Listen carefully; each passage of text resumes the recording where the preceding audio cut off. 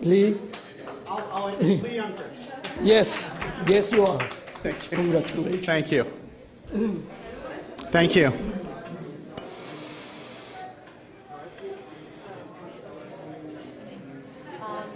As a lot of us feel we grew up, our children grew up, we have had this experience of watching Toy Story 1, 2, and 3, and it really moved us because of it. Do you hear that from a lot of people that it's, I know my kids were little when the first one came out, they're going on to college now, so it's exactly in sync, and I know lots of people.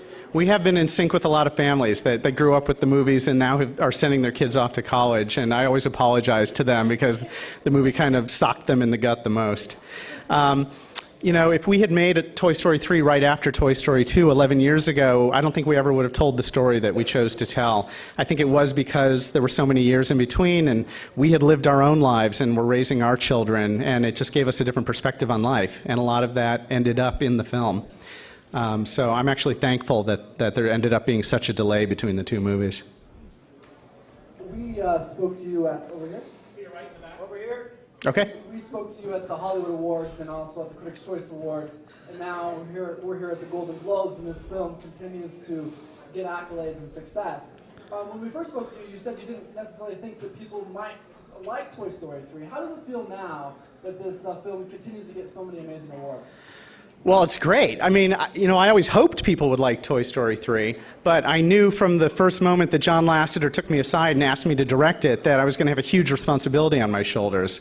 Not only to, you know, make a film worthy of standing alongside the first two, but to not disappoint anybody. Because the first two films were so dear to so many people, you know, I didn't want to go down in history as being the guy who made the cruddy sequel to the Toy Story movies. So, you know, I kind of call it fear-based filmmaking.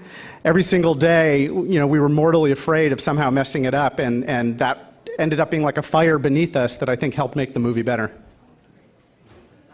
In all three of the films, correct me if I'm wrong, there's really no addressing the fact that this is a single mom raising two kids. I'm not sure if in the first one we know where Andy's father is. And it really struck me this time, again, there's no mention of it. And I'm wondering, do you go out of your way to sort of just say this is just a regular family where there just doesn't happen to be a dad in the house?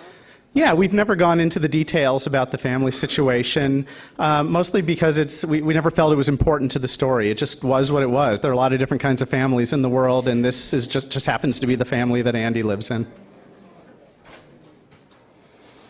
That it? Okay. Thank you, everybody.